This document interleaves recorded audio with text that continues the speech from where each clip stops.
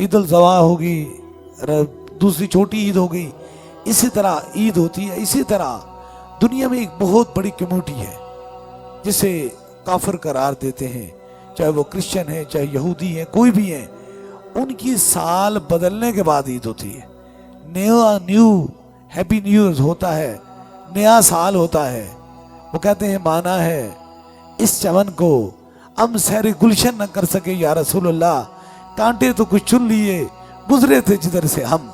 अब जहां आए, पाकिस्तान में आए, आकर जहां हम खुशियां मनाएं, बड़ा इत्मा हो, वहां कोई बंदा अपने मजहब की बात करे तो क्या हम बर्दाश्त कर सकते हैं? हमें तकलीफ होगी।